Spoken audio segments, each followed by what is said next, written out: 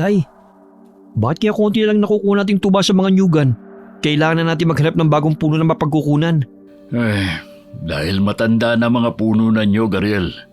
Hayaan mo, maghahanap ulit tayo ng nyoga na pagkukunan ng tuba. Saan naman tayo maghahanap, Tay? Susubukan kong kausapin si Don Armando. Narinig kong may malawak na nyogan din siya. Ano kaya kung maghanap na lang tayo ng trabaho sa bayan, Tay? Mahirap maghanap ng trabaho sa syudad, lalo na't wala tayong kakilala doon. Paano kung may masamang mangyari sa'yo doon?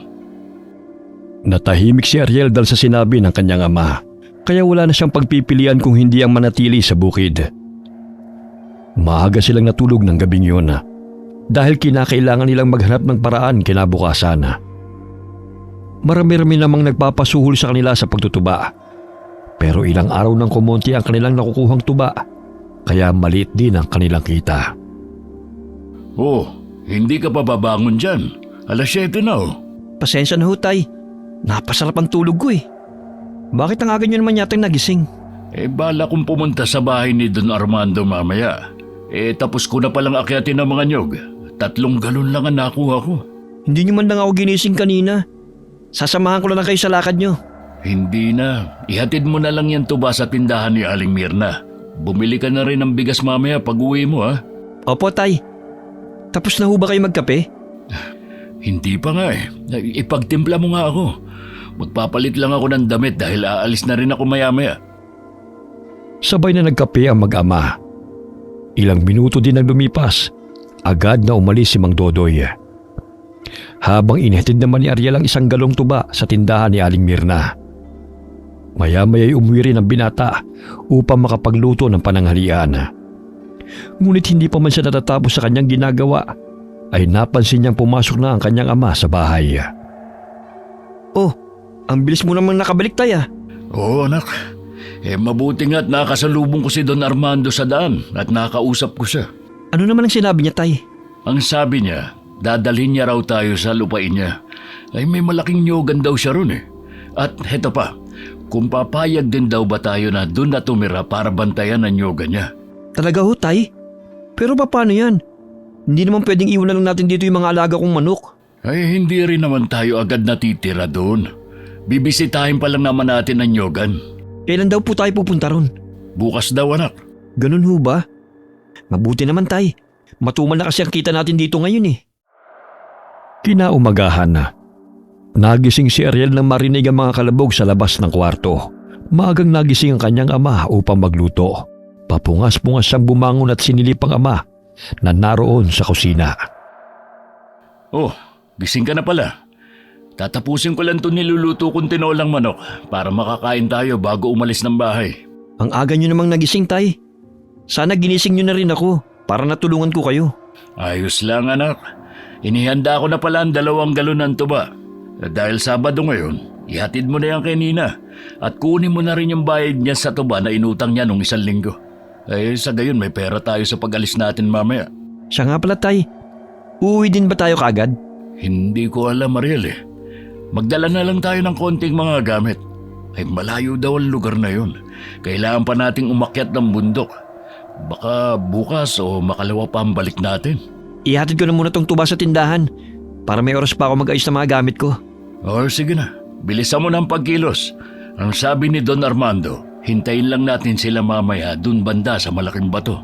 Dahil dadaanan nila tayo ron. Dali-daling nagtungo sa tindahan ng kanilang suki si Ariel. May kalayuan ito sa bahay nila. Kaya mahigit 20 minuto ang kanyang nilakad bago nakarating doon. Nang makauwi agad niyang inasikaso ang kanyang mga gamit. Pinakiusapan rin niya ang kaibigang si Gaspar na kung maaari ito na muna magpakain sa kanyang mga manok habang hindi pa sila bumabalik. Umupo sila sa tabi ng malaking bato sa gilid ng daan at hinintay si Don Armando na susundo sa kanila. Tay, ano yung kwintas na nilagay niyo sa bag niyo kanina? Protection yun, anak. Protection ho? Para saan naman, Tay? Para sa kaligtasan natin. Para to sa masasamang nilalang. Binigay pa to noon ng namayapa mong lolo. Ganun ho ba? Ngayon ko na kasi nakita ang kwintas na yan eh. May mga bagay dito sa mundo na sadyang nangyayari kahit hindi natin maipaliwanag. Mas mabuti nang maging handa, lalo na't hindi natin kabisado ang lugar na pupuntahan natin. Napahinto sila sa pag-uusap nang biglang may bumusina na kotse at papalapit ito sa kanilang kinaroroonan. Sila na siguro yan, Tay. Oh, sila na nga yan. Kanina pa ho ba kayo, Mang Dodoy? Oh, ikaw pala, Sir Anton. Kararating din lang namin ang anak ko. Oh, sumakay na po kayo sa kotse. Ikaw na ba yan, Ariel? Opo, sir. Pinata ka na. Nung huli kitang nakita, mga 8 taon ka lang siguro nun. Bahagyang umiti si Ariel nang marinig ang sinabi ng lalaki. Napakunotno siya dahil pamilyar ang mukha nito. Ngunit pilit niyang inaalala kung saan niya ito nakita. Napansin siya ng ama, kaya't binulungan siya nito. Siya ang nag-iisang anak ni Don Armando, Ariel. Mukhang siya yata ang makakasama natin at hindi si Don Armando. Ganun ba, Tay? Kaya pala pamilyar siya sa akin. Mahaba-haba ang biyahe natin ngayon, Mang Dodoy. Sabihan niyo lang ako pag nagugutom na kayo, ha? Kung gusto niyo namang magpahinga, matulog na muna kayo. Gigisingin ko na lang kayo pag nakarating na tayo ron. Hindi nakasama si Daddy dahil may importanteng pinuntahan. Ganun ba? Huwag mo na kaming alalahanin pa, Sir Anton. Kumain na rin kami sa bahay kanina. Tahimik lamang habang nakikinig si Ariel sa usapan ng mga ito. Nakikiramdam din siya sa 3 lalaki na kanilang kasama. Bumuntong hininga ang binata at itinuon na lamang ang paningin sa labas ng bintana. Lumipas pa ang ilang oras hanggang sa nakatulog na ang binata. Hindi nito namalayan na huminto ang sasakyan. Nalimpungatan siya nang maramdaman ang pagyugyug sa kanya ng ama. Gising na muna, Ariel. Kakain na tayo. Sana ho, Tay? Hindi pa tayo nakakarating sa pupuntahan natin. Nagpahinga lang saglit sa pagmamaneho yung driver ni Sir Anton. Kakain muna sila. Ilang oras na ho ba tayong nasa biyahe, Tay? Mahigit 2 oras na. Gutom ka na ba? Hindi pa naman po. Sabayan na lang natin sila sa pagkain. Kanina pa kasi nag-aalok si Sir Anton. Nakakahiya naman sa kanila kung paghihintayin pa sila. Sige po. Agad silang nagtungo sa lilim ng puno, kung saan may lumang mesa at upuan. Nandun na ang kanilang mga kasama na inilatag ang dalang pagkain. Umupo sila sa silya at sumabay na sa pananghalian kina Anton at sa 3 pa nitong mga kasamang lalaki. Kumain lang kayo ng kumain, ha?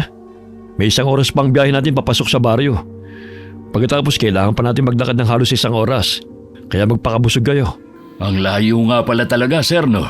Bakit naman dito napili ng daddy nyo na bumili ng lupa? Sobrang layo na nito sa syudad. Alam mo naman si Daddy, mahilig yung bumili ng lupain. Kaya siguro niya na gusto ng lugar na ito dahil tahimik. Tsaka kaibigan din niya kasi yung may-ari ng lupa. Bago raw ito namatay, sa kanya iniwan yung nyugan. Kaya naman pala. Tahimik lamang si Ariel habang nakikinig sa usapan ng mga ito. Walang imik din ang 3 lalaki na kasama nila. Nagsasalita lang ang mga ito kung kakausapin ni Anton. Inilibot ng binata ang paningin. Lihim siyang humanga sa ganda at payapang lugar na animoy walang gulong nagaganap. Matapos kumain ay sumakay na sila muli sa sasakyan. Habang tumatagal ang kanilang biyahe, mas lalo namang kumikitid ang kanilang dinaraanan. Hanggang dito na lang tayo. Kailangan pa kasi nating umakit ng bundok. May mga kabayan din ho ba dyan, sir? Meron naman, marami. Sila yung mga lumad na nakatira sa lugar na ito. Huwag kayong mag-alala. Mababait ang mga taong nakatira dito. Panigurado makakasundo nyo. Mukhang maganda naman ang lugar na to kumpara dun sa atin. Mas tahimik pa. Kaya lang, kapag nag-umpisa na kami magtuba ng anak ko, hindi ko alam kung saan kami titira dito. Marami mga nagtatrabaho sa sakahan, Mang Dodoy. Tiyak na hindi palalampasin ng mga tao ni Daddy ang tuba nyo kung sakali. Tsaka huwag kayong mag-alala. Ang laki ng mga katawan ng mga kasama ko. Sila magdadala ng tuba sa bayan. Mabuti naman kung ganun. Hindi na kami mahihirapan pa ng anak ko na ilako ang tuba kung sakali. Tara na ho. Mag-umpisa na tayo maglakad. Hapon na rin, baka abutan pa tayo ng dilim sa daan. Kayo na ang bahalang magbuhat ng mga gamit natin, Ruben. Agad silang naglakad papasok ng gubat. Tahimik ang lugar at wala pa silang nadadaan ang kabahayan. Kaya't naging mapagmatsyag si Ariel sa lahat ng kanilang dinaraanan. Napamangha sila dahil sa ganda ng tanawin. Sinalubong sila ng mayayabong na mga bulaklak ng gumamela at sunflower. Sa gilid ay nakahilera ang mga puno ng nyog. Ang ganda ng lugar, Tay. Ang linis pa. Halatang inaasikaso. Dahil disiplinado ang mga tao rito, Ariel. Mamaya pagdating natin sa bahay, malalaman nyo rin ang patakaran dito. Kung ganun ho, ang ganda siguro mamuhay dito, Sir Anton. Malalaman mo rin kapag nakarating na tayo sa maliit naming komunidad, Ariel. Kapag nagustuhan yung patakaran na pinapatupad namin, pwede na kayong dumito. May mga kubo naman na bakante na pwedeng tirhan. Talaga Sir Anton? Pero kinakailangan pa naming umuwi ng bahay dahil may mga alagang hayop pa kaming naiwan doon. Wala naman hong problema. Bukas o sa makalawa, babalik din kagad ako sa syudad. Ihatid ko rin kayo sa baryo na tinitirhan nyo. Nakaramdam sila ng pagod ng makarating sa pinakagitna ng bundok. Unang napansin ni Ariel ay mga kubo sa lugar. Sa tansya niya higit sa 20 ng mga kabahayan ang naroon. Nandito na tayo. Mamayang gabi ko na kayo ipapakilala sa mga tao rito. Sasamahan na muna kayo ni Ruben sa kubo kung saan kayo magpapahinga. Kung may kailangan kayo, sabihin nyo kagad sa akin, ha? Naku, wag na kayong mag-abala pa, Sir Anton. Ayos naman po kami ng anak ko Huwag na ho kayong mahiya, Mang Dodoy. Dahil simula nang umapa kayo dito sa teritoryo namin, pamilya na ang turing namin sa inyo. Kaya sige na, sumama na kayo kay Ruben. May piging nagaganapin mamayang gabi. Sumunod ang mag-ama sa tauhan ni Anton, habang si Ariel naman, malapad ang ngiti nito na inililibot ang paningin sa buong paligid. Masaya silang sinalubong ng mga taong naninirahan doon. May mga lumalapit pa sa kanila at nagpapakilala. Magiliw naman silang tinanggap ng mga ito bilang bagong kapitbahay. Iniwan sila ni Ruben sa kubo kung saan sila magpapahinga. Hindi pa rin makapaniwala ang binata sa ganda ng lugar na kanilang napuntahan. Ang ganda ng kubo kahit maliit lang, Tay, no? Mukhang kompleto pa sa mga gamit. Baka may nakatira dito. Nakakahiya naman. Wala naman siguro, anak. Kasi yung sabi ni Ruben, dito na raw tayo titira. Ngayon sigurado na ako na gusto kong lugar na ito, Tay. Nakita mo ba yung mga tao kanina? Ang saya na nung makarating tayo rito. Pakiramdam ko mababait silang lahat, Tay. Ay, tignan mo yung mga puno na nyog. Hindi ganun kataas. Ay kaya panigurado, hindi yan mahirap akyatin. Oo nga po eh. Naputol ang pag-uusap ng mag-ama nang may marinig silang boses ng babae na tumatawag mula sa labas ng kubo. Tao po! Tao po! May tao yata, Ariel. Ay, buksan mo muna ang pinto. Baka may kailangan sa atin. Sige po. Magandang araw. Ako nga ho pala si Sabrina. Nandito ho ako kasi inutusan ako ni Sir Anton na dalhan kayo ng maiinom. Naku, salamat. Hindi ka na sana nag-abala pa. Wala yun, maliit na bagay. Kung may kailangan kayo, pwede niyo akong tawagin ha. Malapit lang ang bahay namin ng lola ko. Ayun oh. Sige. Ako nga pala si Ariel. Tsaka kasama ko rito ang tatay ko, si Dodoy. Ako naman si Sabrina. Ikinagagalak ko kayong makilala. Napapangiti pa ang dalaga habang nagpapakilala sa binata. Ngunit nagulat si Sabrina nang marinig ang malakas na sigaw ng kanyang lola. Kaya't nataranta siya at nagpaalam sa binata. Si Lola talaga oh. Sige Ariel uuwi na ako. Pasensya na talaga kay Lola. Sige na. Sa susunod na lang ulit. Salamat nga pala dito sa tubig Hindi na sumagot si Sabrina dahil patakbo na itong umuwi sa bahay nila. Habang si Ariel naman ay naiwan na may ngiti sa labing sinusundan ng tingin ng magandang dalaga na parang bata kung tumakbo. Lumipas pa ang mga oras hanggang sa dahan-dahan nilamon ng dilim ang kapaligiran. Naririnig ng mag-amang naging maingay na paligid. Lumabas silang dalawa sa kubo at pinagmamasdan ng mga tao na abala sa kanilang ginagawa. Mang Dodoy, Ariel, sumama kayo sa akin. Pupunta tayo sa bulwagan. Ipapakilala ko kayo sa aking mga kasamahan. Sabik na rin silang makilala kayo Bulwagan ho, Sir Anton? Ano po yun? Yun ang lugar kung saan namin idinaraos ang piging, seremonya, pagpupulong at kung ano-ano pa. Mahalaga kasi ang gabing ito. May gaganapin pagtitipon-tipon, may kainan at inuman. Alam kong umiinom ka, Mang Dodoy, kaya tara na ho. Marami din pagkain na nakahain dun. Hindi mo man lang kami sinabihan na may handaan pala, sir. Di sana nakatulong man lang kami ng anak ko. Huwag mo nang isipin yan, Mang Dodoy. Sige na, sumama na kayo sa akin. Huwag kayong mag-alala.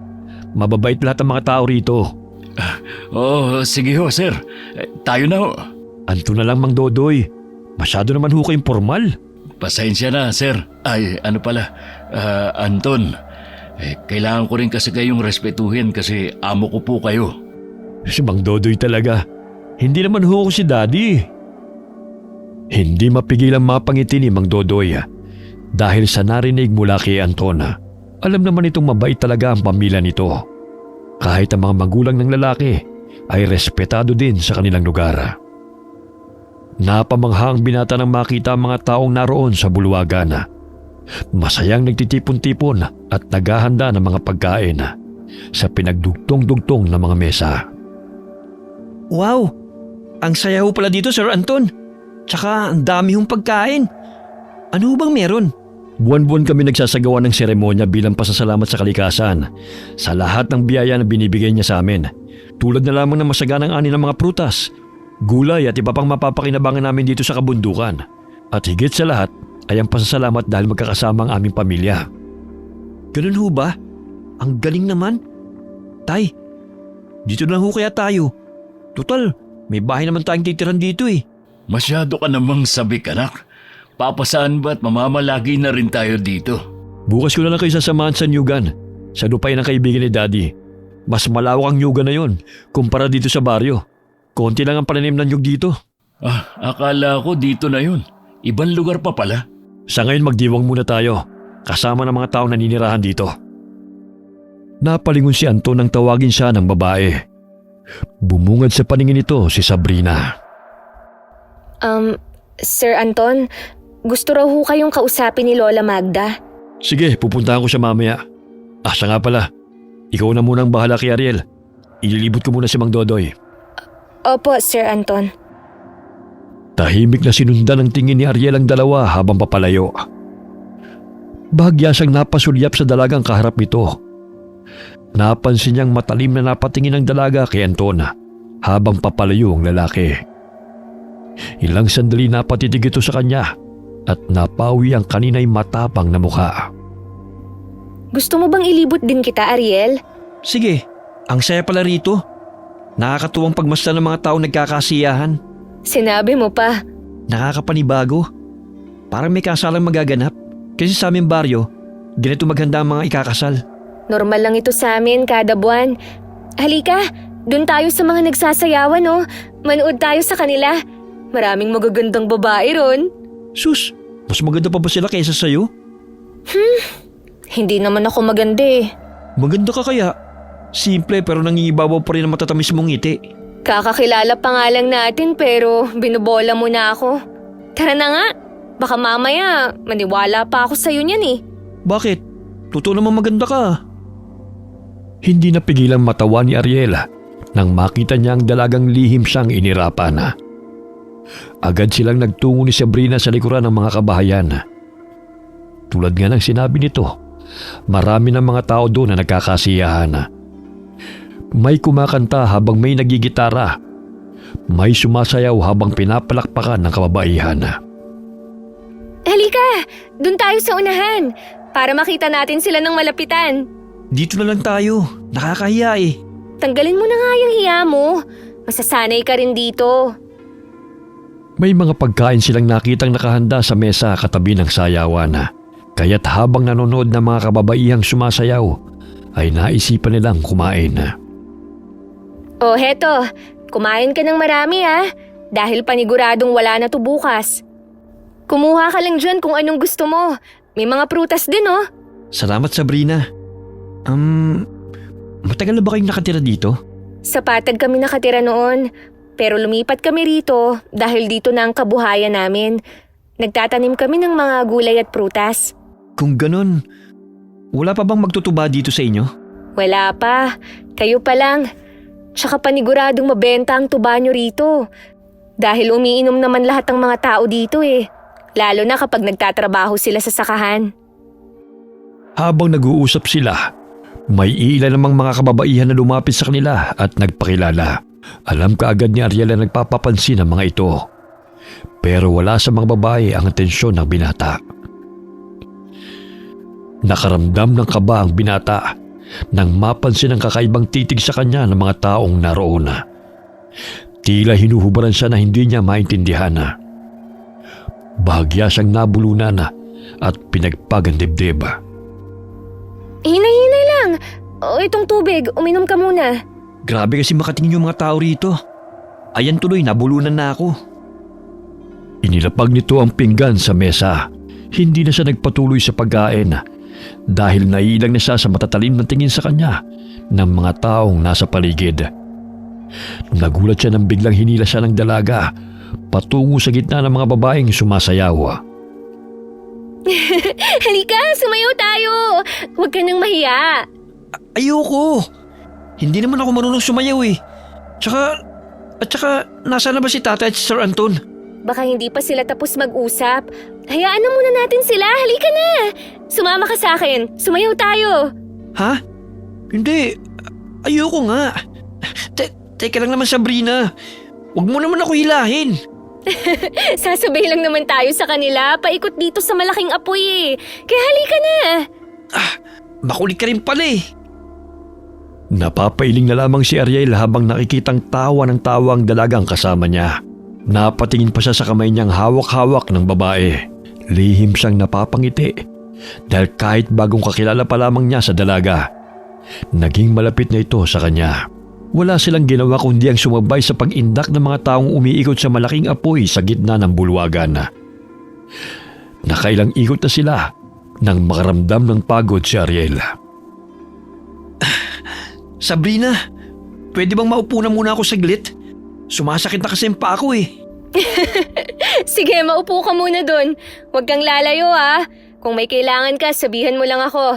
Dito na muna ako. Sasayaw kasama nila.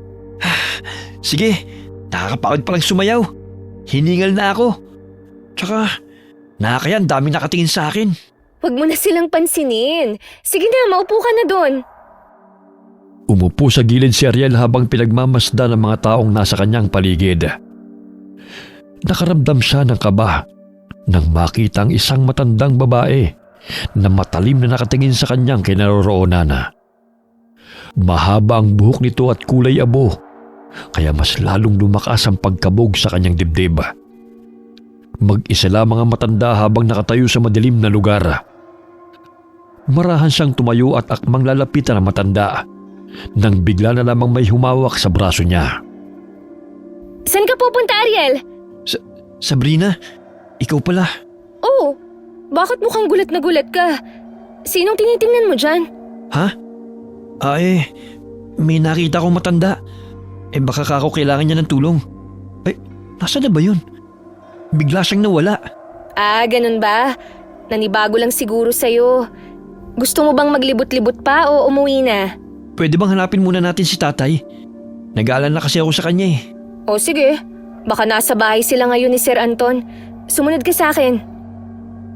Nasa kalagitnaan na sila ng daan nang may marinig ng mga kaluskos. Malayo-layo na sila sa mga taong naroon sa bulwagan. Kaya't bahagyang kinabahan ng binata. Nagpalinga-linga siya sa paligid, ngunit wala naman siyang nakikitang tao. Sabrina, parang may sumusunod sa atin. Pero wala namang tao. Teka sandali. Suotin mo muna tong kwintas, Ariel, para mawala yung pangamba mo. Anong klaseng kwintas ba to? Parang may nakita akong ganitong gamit si Tatay eh. Talaga? Nakita ko to sa baul na itinatago ni Lola. Simula nung isuot ko kasi to noon habang nangangahoy ako. Parang pakiramdam ko'y nilalayuan ako ng mga taong gumagala sa gubat. Parang nilalayuan ako ng mga taong may masasamang hangarin. Kaya simula noon, lihim ko na yung dinadala. Kaso nga lang, tinatago ko pag nandyan si Lola. Pinapagalitan kasi niya ako pag nakikita niyang suot ko to eh.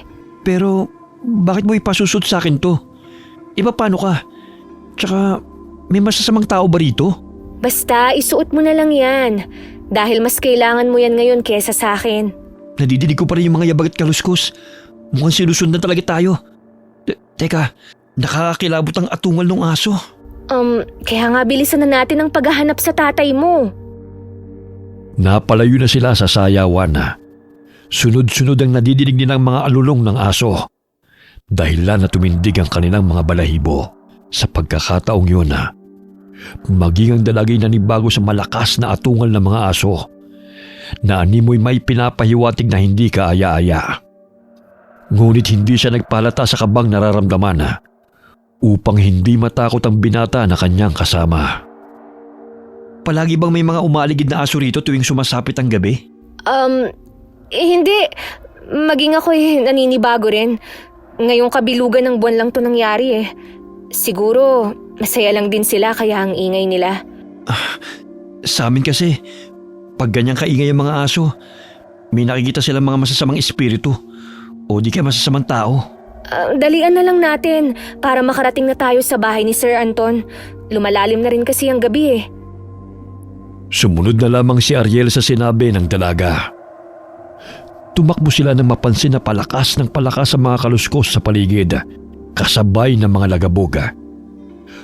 Hawak kamay silang tumakbo at tinungo ang bahay na kanilang pupuntahan, habang isang kamay ng binata ay nakahawak sa medalyon.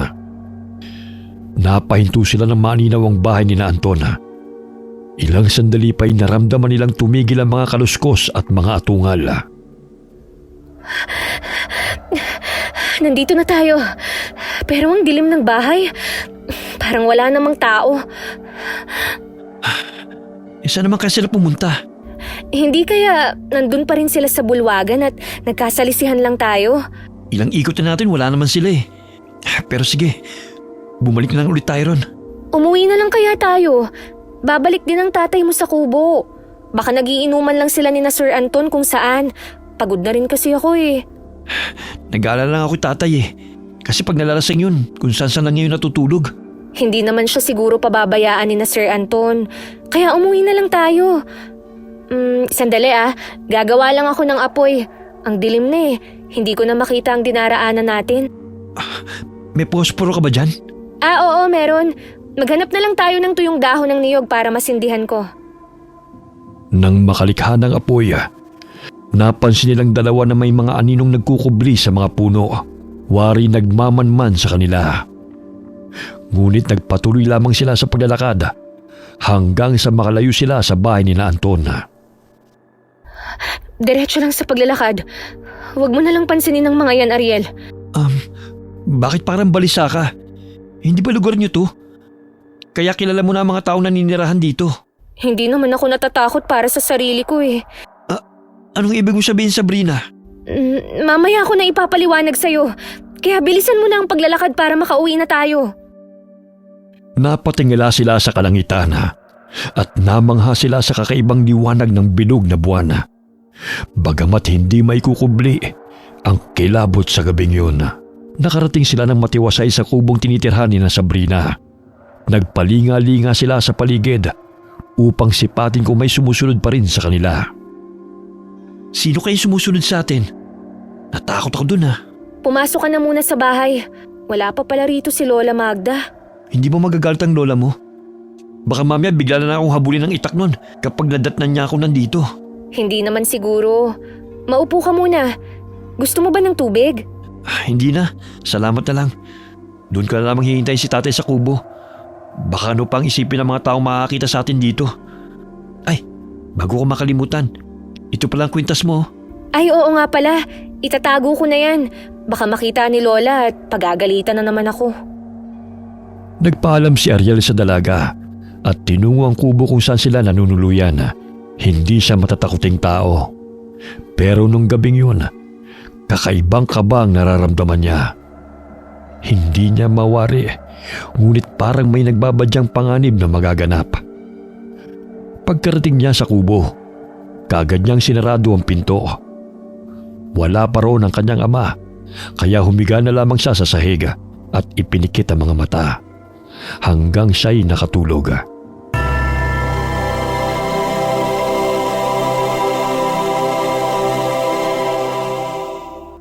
Napabalikwas ng bangon mula sa pagkakahiga si Ariel nang marinig ang pagkatok at boses ng ama na tumatawag sa kanya. Kaya't pinagbuksan niya ito ng pinto. Ariel, nandiyan ka ba sa loob, anak? Tay, saan ho kayo galing? Kanina ka pa namin hinahanap eh. Pasok ko kayo. Kararating ko lang din eh. Mukhang lasing na kayo ah. Medyo tinamaan ako ng spirito ng lambanog. Saan ba kayo nagpunta ng apo ni Aling Magda? Hinanap rin kasi kita. Sa sayawan, mapilit kasi si Sabrina eh. Pero pagkatapos nun, hinanap ka namin. Hanggang sa nakarating pa kami sa bahay ni na Sir Anton. Pero wala naman tao doon. Kaya umuwi na lang kami dito. Ganun ba? Oo, sige. Magpahinga na tayo. Inaantok na ako, Ariel. Gusto ko na matulog. Sige ho. Pumasok na po kayo dito sa loob, Tay. Tay, namumutla ho kayo ah. Inalalayan ng binata ang ama na humiga sa kawayang sahig. Ilang sandali mabilis itong nakatulog at malakas na humihilik. Kinabukasan, nagtataka si Ariel dahil tanghali na hindi pa rin bumabangon ang kanyang ama. Nilapitan niya ito at sinuri. Nagulat siya dahil inaapoy na pala ito ng lagnat at nangangatog ang katawan. Tay, inaapoy po kayo ng lagnat. Kailangan niyo pong magamot. Tawagin mo si Magda, Ariel. Bilisan mo. Kailangan ko ang tulong niya. Opo, Tay. Sandali lang ho. Mabilis na tinungo ni Ariel ang bahay ni na Sabrina. Nakita niya nagwawalis sa bakuran ng dalaga. Pero agad na natigilan si Ariel nang bumungad sa kanyang paningin ang matandang babae na kalalabas lamang sa bahay. Oh, Ariel, may kailangan ka ba? Si tatay kasi sobrang init. Nanginginig siya ngayon. Natatakot ako dahil ang taas ng lagnat niya. Narinig ng matandang babae ang usapan ng mga bata. Kaya't nilapitan nito si Ariel at kinausap. Sige, pupuntahan ko ang tatay mo, iho. Sasama ako, Lola. O sige, kunin mo na ang mga gamit ko sa loob. Bilisan mo, apo. Pakibilis, Sabrina. Nagtama ang paningin ni na Ariel at ng matandang babae. Napalunok ng sariling laway ang binata nang maalala ang matandang babae na kanyang nakita noong nakaraang gabi at ang matanda na kanyang kaharap ay iisa. Napahinto sa pag-iisip ang binata nang biglang sumulpot si Sabrina sa kanilang harapan. Ito na po, Lola, ang mga gamit nyo. Tayo na ho. Baka mamaya lumala pa ang kalagayan ni Mang Dodoy. Pakiusap. Gamutin niyo po si tatay, Lola. O siya, tayo na.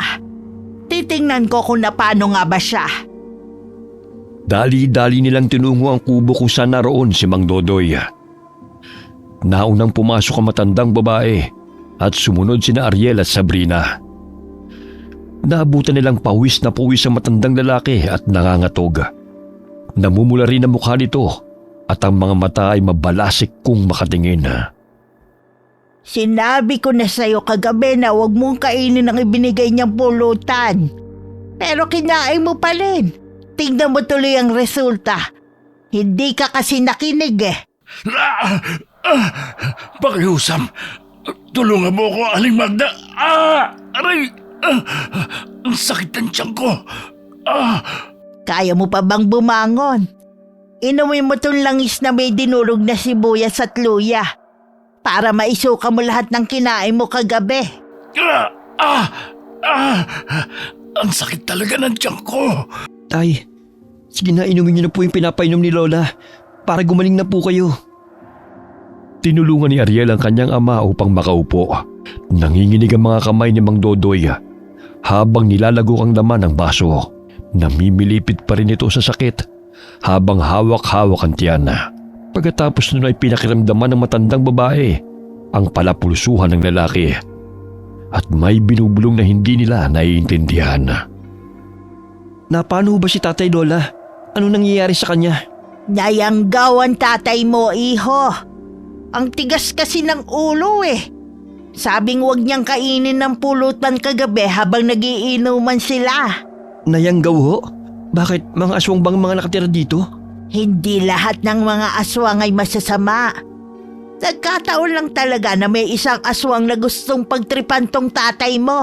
Ang sabi ni Sir Anton, mababait ang mga taong nakatira dito. Pero bakit nayanggaw pa si tatay? Huwag ka mag-alala. Gagawin ko lahat upang gumaling tong tatay mo. Doon na muna kayo sa labas at gagamutin ko tong si Dodoy. Hindi makapaniwala si Ariel sa kanyang narinig. Lumabas sila ng kubo at kinausap siya ni Sabrina upang maintindihan niya ang mga nangyayari. Maging siya'y natatakot, baka niyanggaw na rin siya. Kailangan mong malaman yung totoo, Ariel. Ano ba yun? Ang totoo kasi, hindi dapat kayo pumunta rito. Hindi kami masama, Ariel. Ngunit may mga kalaban ng aming angkan na siyang naghahasik ng lagim dito sa baryo. Hindi normal na tao, kundi mga aswang. Ang ibig mo bang sabihin, may mga aswang na nakatira dito sa lugar na ito, Sab? Oo, maging yung mga taong nakikita mo rito na kasama namin. Pero yung mga kasamahan namin ay mga mabubuting aswang. Hindi sila nananakit. Naguguluhan ako, Sab. Para maintindihan mo, lahat ng taong nakikita mo rito ay aswang. Maliban lang sa akin. Normal akong tao kagaya mo. Kung ganun, aswang din ba si Sir Anton, Sab? Hindi na umimik ang dalaga. Nakatitig lang ito sa kanya at nangungusap ang mga mata. Napahilod na lamang si Ariel sa kanyang noo dahil sa mga natuklasan. Hindi niya alam kung ano mararamdaman niya, kung magagalit ba o matatakot para sa kahantungan nilang mag-ama. Makakaalis pa ba kami rito, Sab? Hindi ko alam. Lahat kasi ng taong napapadpad dito ay hindi na nakakaalis pa. Bakit? Pinapatay ba nila? Yung karni ba na kinain natin kagabi? Karni ba yun ng tao? Mayayanggaw din ba ako? Hindi. Dahil karne yun ng hayop. Kahit mga aswang ang mga taong nakatira sa lugar na to, hindi naman sila kumakain ng tao. May batas na kailangang sundin. Yun ay yung huwag mambiktima ng mga tao hanggat maaari. Ngunit may pangkat pa ring hayok sa laman ng tao. Kaya nilang mambiktima kahit anumang oras. Yun ay ang kalabang pangkat namin. At kung ganun, ano mangyayari sa amin ni tatay kung hindi nila kami papatayin? Magiging aswang din. O di kaya mamuhay kasama namin. Ang gusto kasi ni Don Armando, mapanatili ang samahan sa lugar na to. Dahil unti-unti nang nagkawatak-watak ang aming angkan. Anak nang, hindi ako papayag na maging aswang kami, Sabrina. Lalong-lalo na si tatay. Aalis kami sa lugar ito kahit ano man ang mangyari. Hindi pwedeng mamuhay kami kasama ng mga aswang. Pero imposible ang gusto mong mangyari, Ariel. Alam mo bang marami nang nagtangkang umalis sa lugar na to dati? Pero ang lahat ng yun ay nabigo. Kaya imbis na yayang gawin lang ni Sir Anton, ginagawa niya na lang alay kapag sumasapit ang kabilugan ng buwan. Pero ang sabi mo hindi ka pa aswang, di ba? Si Lola Magda. Ako lang ang normal na tao rito, Ariel. Aswang si Lola Magda. Hindi lang ako hinawaan ni Sir Anton dahil ang sabi niya, sa kanya na ako yayang gawin kapag nasa tamang edad na ako at naging asawa na niya. Napamura si Ariel nang marinig ang sinabi ng dalaga. Hindi siya makapaniwala sa mga nalaman. Kaya't napasapo na lamang siya sa kanyang noo. Gayunpaman, naawa siya sa kalagayan ni Sabrina.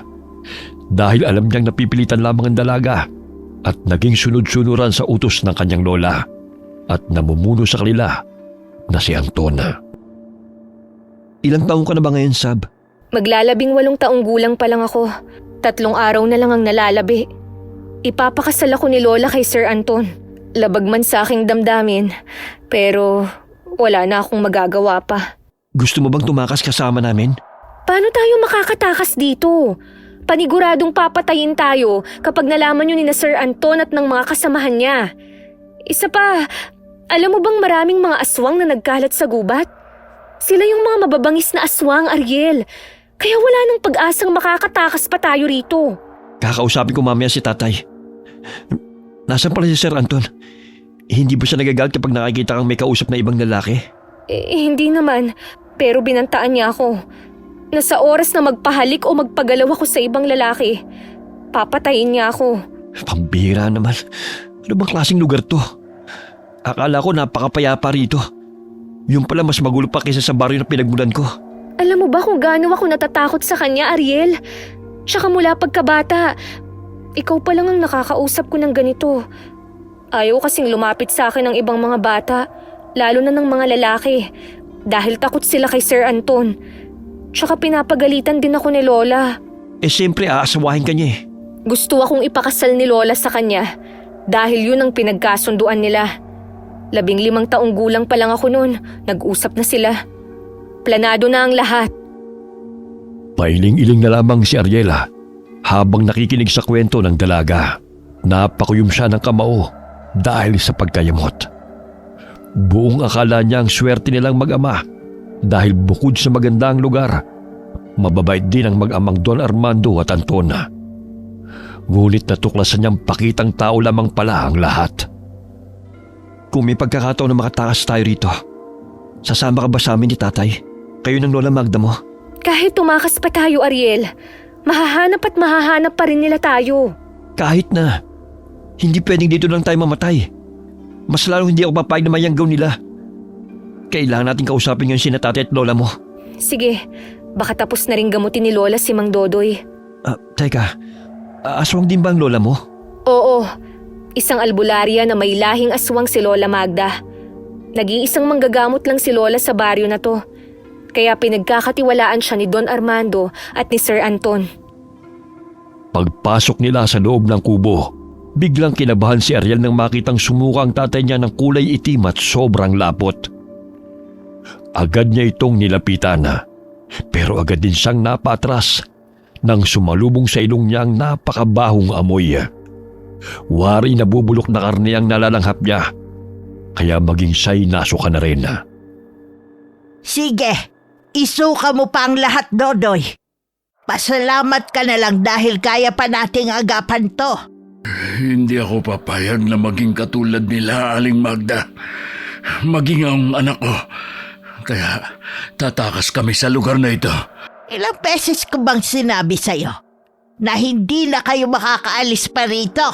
Kaya nga hihingi ako sa iyo ng tulong, Aling Magda. Pakiusap. Tulungan mo kami. Maraming bantay sa gubat kaya mapanganib. Sa tingin mo ba kaya kayong palampasin ng mga gabunan na yon? Kaya nila kayong lapain kahit tirikang araw. Kaya wala pa rin kayong takas. Mas mabuti pang dumito na lang kayo at tanggapin ang kapalaran nyo na makiisa sa amin. Mamamatay muna ako bago ako pumayag na makiisa sa mga aswang. Hindi ako papayag na maging aswang ang anak ko. Kaya alis kami ngayon din mismo. Pero mahina pa ho ang katawan niyo, Mang Dodoy. Mapapahamak lang ho kayo. Magpahinga na muna kayo. Tama si Sabrina, tay. Mahina pa po ang katawan nyo. Pag-isipan muna natin ang bawat hakbang na gagawin natin. Magpalakas muna kayo. Natahimik si Mang Dodoy sa sinabi ni Ariel. Tama naman ang binata. Mahina ang katawan nito, kaya paniguradong mapapahamak lamang sila. Ginamot muli ng matanda ang lalaki hanggang sa nakatulog ito. Hindi na alam ng binata kung ano ang gagawin. Nag-aalala siya sa kalagayan ng kanyang ama at natatakot din siya para sa kanyang sarili dahil ayaw niyang maging isang aswang. Nang sumapit ang gabi, biglang nakaramdam ng matinding takot si Ariela nang makarinig ng mga mahihinang pag-angil mula sa labas ng kanilang kubo. Nandito na sila. Tay, gising na ho pala kayo. Huwag kang maingay. Nasa paligid lang natin sila. Akala siguro nila magbabagong anyo na ako ngayong gabi. Ito, kunin mo ang itak na to, Ariel. Kahit ano man ang mangyari, lumabang ka. Patayin mo kung sino man ang mananakit sa'yo. Ano? Pero tay, paano ko sila papatayin? Kaya ko bang gawin yun?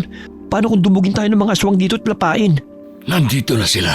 Kaya maghanda ka, anak. Anong gagawin natin, tay? Natatakot ho ako. Makinig kang mabuti, Ariel. Tatakas tayo ngayong gabi. Pero delikado tayo, tay. Wala tayong laban sa mga aswang. Magtiwala ka lang, anak. Tutulungan naman tayo ni Aling Magda na makatakas. Napaatras si Ariel dahil sa takot nang makitang muntik nang masira ang pintuan ng kubo ng kanampagin ng mga aswang. Nakita niyang may kinuhang tatay niya sa bag nito at isinot yun, habang siya naman ay mahigpit na hinawakan ng itak. Napamura ng malakas si Ariel nang bigla na lamang nasira ang pinto at ininuwan ng isang mabangis na nilalang. Pakiramdam ni Ariel sobrang bilis ang pagtibok ng puso niya habang nakatitig sa nilalang na mabalasik ang anyo. Nadidinig din nila ang mga yabag mula sa labas ng kubo. Tay! May aswang na nakapasok! Labanan mo sila, Ariel! Patayin mo sila hanggat kaya mo! Mga animal kayo! Mga salot! Hindi kami papayag na maging aswang katulad nyo! Malakas na sinaksak ng binata ang leeg ng aswang na gustong sumakmal sa kanya. Kaya't umatungol ito ng ubod lakas.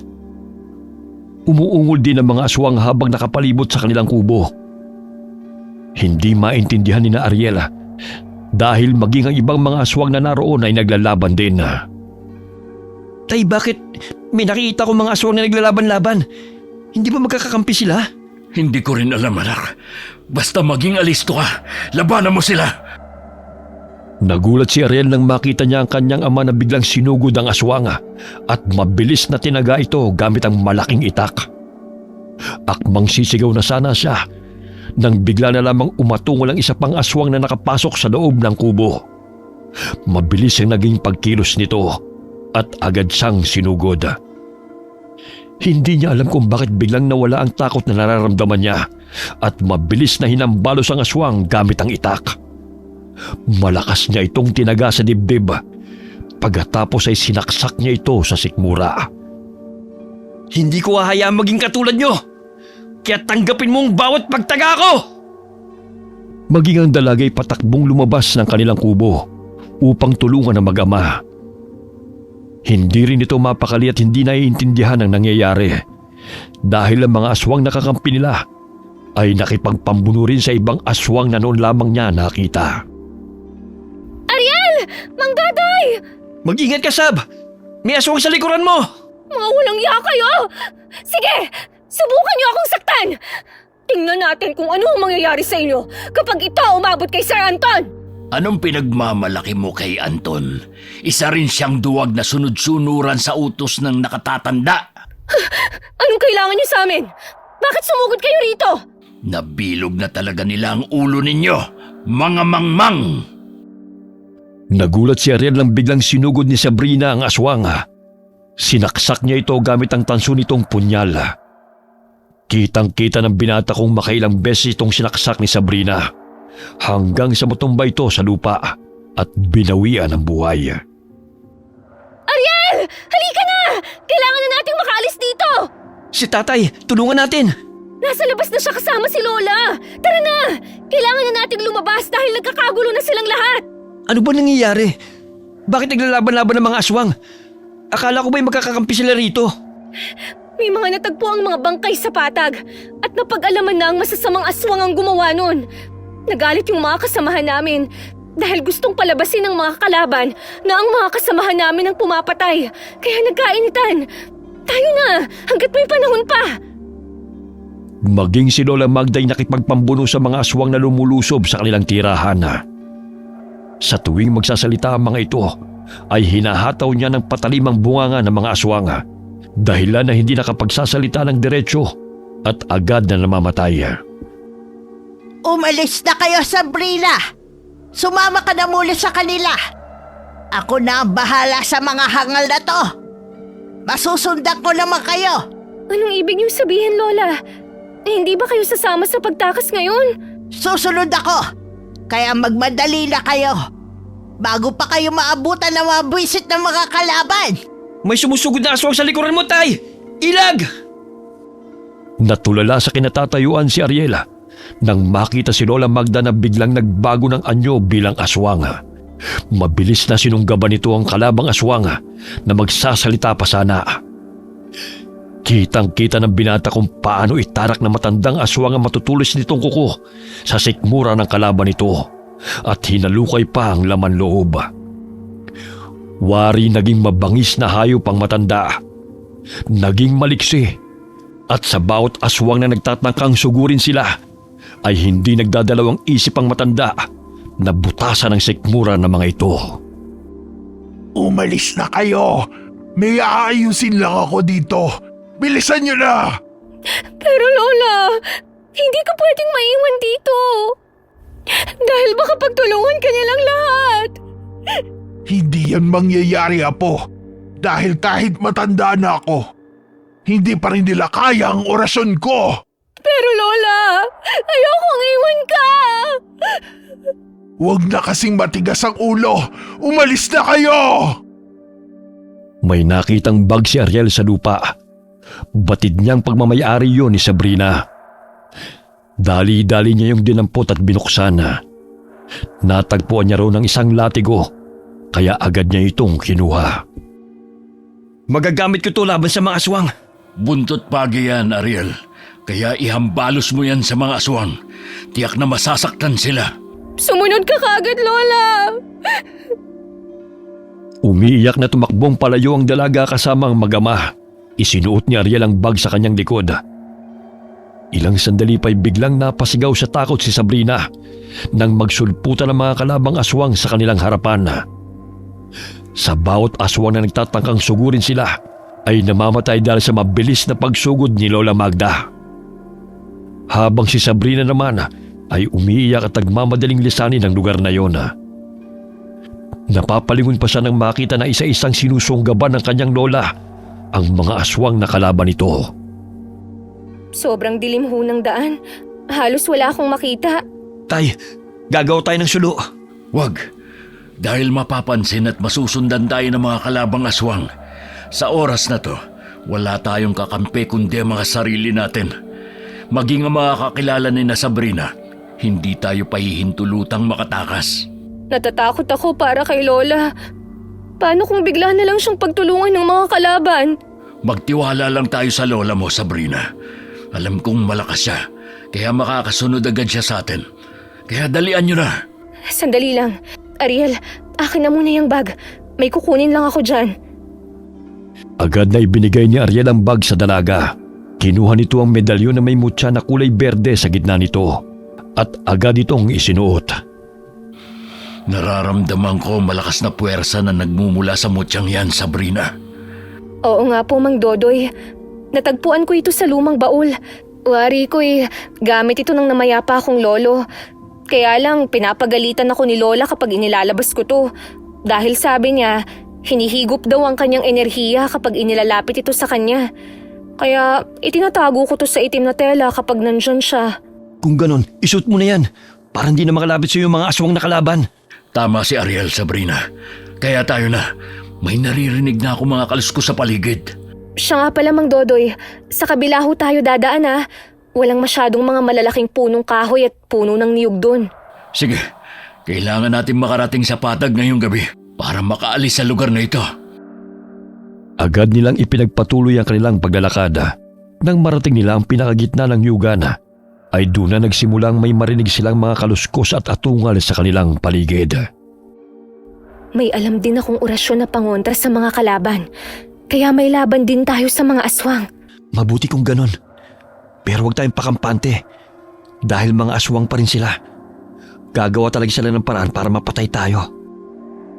Habang tumatakbo, nararamdaman nilang may sumusunod sa kanila. Kahit hindi nila alam kung saan sila patutungo, patuloy pa rin silang tumatakbo upang hindi maabutan ng mga aswang na sumusunod sa kanila. Tanging ang sinag ng buwan ang nagsisilbing liwanag sa madilim na daan. Ariel! Sabrina! Nasaan kayo? Aray! Bitiwan mo ako, ano ba? Akala mo ba mapapatay mo ako ng basta-basta? Wes, itong sayo! Ang ilong ko! Buwisit kang babae ka. Marami ka pa palang dapat na malaman sa kasamaan ng inyong pinuno. Ang alam ko kayo ang pumapatay. At sa amin niyo pinapaako ang lahat ng mga kawalang yaan niyo. Kung may salot man, kayo yon! Tatanga-tanga ka talaga. Ang taong inaakala mong kakampi ay siyang traidor sa inyong grupo. Hindi kami ang kalaban ninyo, kundi si... Walang hiya ka! Layuan mo si Sabrina! Itigil mo yan! Aray! Aray! Paulit-ulit na hinahambalos ng buntot ng pagi ni Ariel ang aswang na sumusugod sa dalaga. Pinagtulungan nila ito. hanggang sa ito'y humandusay sa lupa nang saksakin ng punyal ni Sabrina ang leg nito. Mabilis din ang naging pagkilos ni Mang Dodoy nang makita niyang ilang mga nilalang na pasugod sa kanila. Aminado siyang nakaramdam siya ng takot para sa kanilang kaligtasan.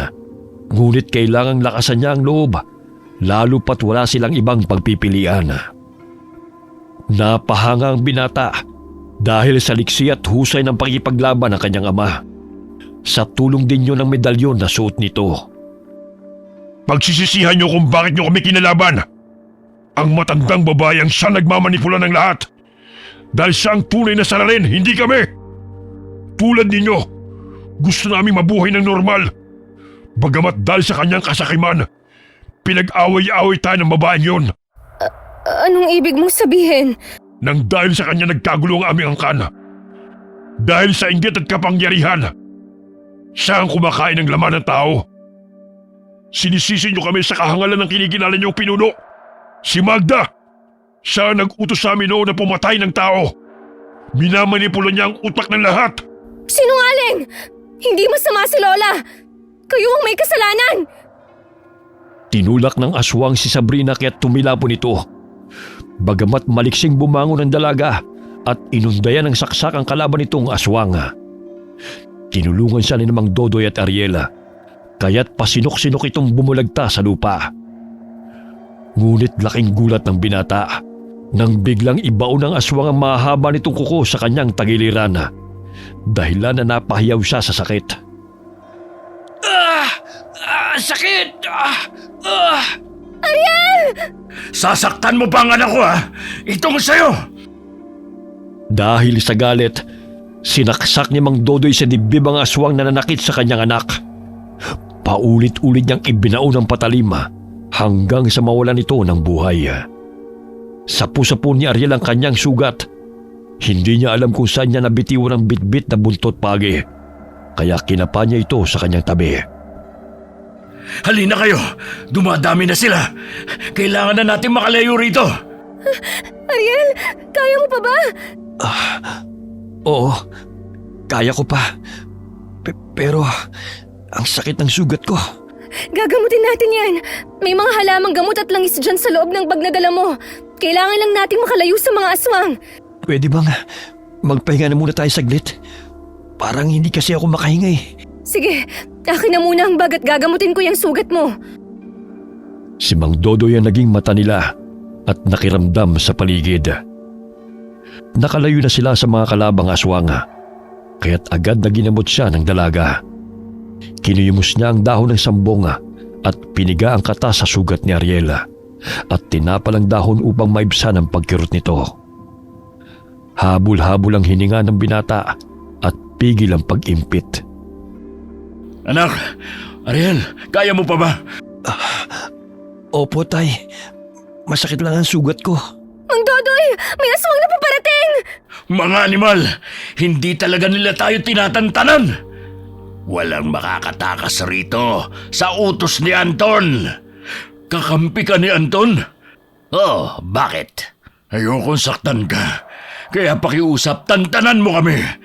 Hayaan mo na kaming makatakas. Hindi kayo pwedeng umalis. Ayon na rin sa batas ni Sir Anton. Pakiusap, hayaan mo na kami. Lalo na't nagkakagulo na ang dalawang pangkat ng mga aswang. Alam kong mabait ka, Samuel. Ayaw pa sanang pumayag ng binatang aswang. Ngunit tumango ito at hinayaan silang lumayo. Nagpasalamat sina Mang Dodoy at Sabrina sa aswang na si Samuel dahil mabait naman ito. Katulad ng sinabi ng dalaga na hindi lahat ng aswang na naroon ay masasama. Hindi nila maintindihan kung bakit naglalaban-laban ang mga ito at kung sino ang magkakakampi. Mas minabuti na lamang ni Mang Dodoy na kargahin sa kanyang likod ang anak na si Ariela upang umalis na sa naturang lugar. Tayo na, hanggat may oras pa. Tay, kayo na lang pong tumakas. Isama niyo na po si Sabrina. Hayaan niyo lang po ako rito. Hindi pwede. Hindi ka namin pwedeng pabayaan. Tama ang tatay mo, Ariel. Dapat sama-sama tayong makaalis dito. Nagpasalamat siya sa lalaki dahil hinayaan silang umalis nito. Ngunit ang ngiti na namutawi sa kanyang labi ay panandalian lamang. May dumating na mabalasik na aswang na gustong pumatay sa kanila. Ngunit hinarangan siya ng binatang aswang hanggang sa nagpambuno sila. Hayaan na natin sila, tayo na! Wari ko'y malapit na tayo sa ating patutunguhan. Ariel, anak, ano nang nararamdaman mo? Ayos lang po ako, Tay. Gagamutin uli natin yung mga sugat mo kapag nakalabas na tayo rito. Patawarin mo ako, anak. Ako ang dahilan ng ikinapahamak mo. Huwag niyo pong sabihin yan, Tay. Alam kong lahat gagawin niyo para protektahan ako. Hindi ko po kayo sinisisi. Muling may sumulpot na aswang. Ngunit nilabanan siya ni Sabrina. Napahanga na lamang si Mang Dodoy dahil maliksi at mahusay na nakipaglaban ng dalaga sa aswang hanggang sa sinipa niya ito at nagpagulong-gulong pababa. Kailangan nating makahanap ng lugar para mapagpahingahan. Tay, ibaba niyo na ako. Nahihirapan na kayo eh. Hindi, anak. Mas lalo tayong matatagalan kung hindi kita papasanin. Aalalayan ko po kayo. Ako na po ang bahala sa mga kalabang paparating. Hanga ako sa katapangan mo, Sabrina. Nagmana ka sa Lola Magda mo. Kailangan po naming maging matapang. Dahil wala kaming ibang maaasahan kundi ang aming sarili. Katulad ngayong nagkakagulo. Kailangan na iligtas ang sarili at maging handa anumang oras. Madalas bang ganito rito? Nag-aaway ang dalawang pangkat na mga aswang? Ngayon lang talaga nangyari to. Kahit dati pa namang may lamat ang samahan. Dati isang grupo lang kami. Kaso nga lang, ang iba ay nagkanya-kanya. Kaya kami nagkawatak-watak. Dahil siguro sa mga batas na gustong ipatupad ng gustong maging leader. Humanga si Mang Dodoy dahil sa narinig mula sa dalaga. Kaya dahan-dahan niyang ibinaba si Ariel na nanghihina. Nagulat pa ang matandang lalaki nang maapakan niya ang mga bangkay na nakahandusay sa lupa. Meron ka pa bang ibang alam na lugar na pwede natin pagtaguan, Sabrina? Kahit doon na muna tayo magpalipas ng gabi para magamot at makapagpahinga na maayos tong si Ariel. Hindi ko nakabisado ang lugar na to, Mang Dodoy. Kailangan natin makahanap ng lugar na pwede mapagpahingahan. Wala na bang mga kabahayan dito? Doon banda sa gubat. Sana naman, hindi na tayo masundan ng mga kalaban. Bukod kay Lola. Sige, pumunta tayo ron. Ariel, anak, tiisin mo muna sakit. Muling kinarga ni Mang Dodoy ang anak sa likod nito. Mabilis ang mga hakbang nila habang papasok sa gubat. Hindi na nila ininda ang pagod at sakit ng mga sugat na natamo nila mula sa mga aswang. Napahinto sila nang may makitang kubo. Nagkaroon sila ng pag-asa dahil may hinga na sila ng tulong. Ayun, may kubo. Sana naman may mahihingan tayo ng tulong. Subukan natin tawagin yung nakatira dyan. Pero, paano kung aswang din ang nakatira dyan at kalaban din, Mang Dodoy? Kailangan nating subukan. Tuluyan nang nawalan ng malay si Ariel. Sige ho, ako na ang titingin kung may tao. Lumapit sila sa kubo. Umaasang tutulungan sila ng taong naninirahan doon. Sumilip siya sa bintana at wala siyang nakitang tao. Tinungo niya ang pinto at binuksan at nakumpirma na walang nakatira. Walang tao, Mang Dodoy. Mukhang pahingahan to ng mga magsasaka. Mabuti kung ganun. Kailangan ko na mailapag si Ariel. Akin na yung bag. May mga halamang gamot pa ba dyan? Opo, eto. Dito niyo po ilapag si Ariel. May mga kumot pang naiwan dito. Oh. Ariel, gumising ka anak. Tuluyan na siyang nawalan ng malay. May langis din po rito. Patakan po natin ang mga dahong itatapal sa sugat niya. Ganitong paraan po kung manggamot si Lola. Maraming salamat sa iyo, Sabrina. Pagpasensya mo na tong anak ko. Wala pa kasi itong kaalam-alam sa mga bagay-bagay. Wala hong problema, Mang Dodoy. Paano nga ho pala kayo nagkaroon ng medalyon? Katulad ng lola mo, maalam din sa panggagamot ang tatay ko noon. Pero hindi ko nakakahiligan ng panggagamot. Tuluyan na silang nagpahinga. Lumabas ng kubo si Mang Dodoy upang doon na magbantay. Naging maayos na ang pakiramdam ni Ariela dahil hindi na ito namumutla. Dahil sa labis na pagod, tumabi si Sabrina kay Ariela. Napalingon siya sa mukha ng binata at marahang hinaplos ang pisngi nito. Magpagaling ka ha. Ipagdasal natin na tuluyan na tayong makalayo sa mga aswang. Nagulat si Sabrina nang biglang iminulot ng binata ang kanyang mga mata. Inilapat ito ang palad sa noo at leeg ng binata. Nakahinga siya ng maluwag nang hindi na ito nilalagnat. Nasaan na ba tayo? Buhay pa ba ako? Oo, buhay ka pa. Andito tayo sa kubo. Nakalayo na tayo sa baryo. Pero hindi pa rin ako nakakasiguro kung wala nang ang aswang na nakasunod sa atin. Nasaan si tatay? Andun siya sa labas, nagbabantay. Nakaidlip si Mang Dodoy habang nagbabantay sa labas ng kubo. Ngunit sa tuwing may nadidinig siyang mga kaluskos, ay agad din siyang nagigising. Hanggang sumapit ang umaga, walang aswang ang nakarating sa kubong kanilang kinaroroonan. Lumabas ng bahay si Sabrina upang tignan ang paligid. Bakit kaya wala pa si Lola? Nag-aalala ako para sa kanya, Mang Dodoy. Yan ang hindi ko masasagot, Sabrina. Gutom na ba kayo? Hindi pa po ako gutom. Sana naman, walang nangyaring masama kay Lola. Nag-aalala na talaga ako sa kanya. Kumusta na kaya sila ron? Sana naman ay nakatakas siya sa mga kalaban. Ay, ang hirap ng sitwasyon natin ngayon. Kahit tubig man lang sana ay makahanap tayo. May nakikita ho akong gamit para sa pagluluto, pero walang pagkain. Dito na muna kayo. Ako na maghahanap ng makakain natin. Pag-iingat ho kayo. Bumalik kayo agad ah. Ako na po ang bahala kay Ariel. Umalis ng kubo si Mang Dodoy. Bit-bit ang itak nito upang maghanap ng pagkain. Habang sina Sabrina at Ariel ay naiwan. Dahan-dahang bumangon ng binata at sumandal sa dingding. Hindi na gaano kasakit ang kanyang sugat at nagawa na niyang makagalaw. Pasensya na kung naging pabigat lang ako sa inyo ni tatay ha. Napakahina ako talaga. Kalalaki kong tao. Pero ako po itong nawalan ng malay. Hindi mo na kailangan pang humingi ng pasensya, Ariel. Nasugatan ka, kaya nawalan ka ng malay.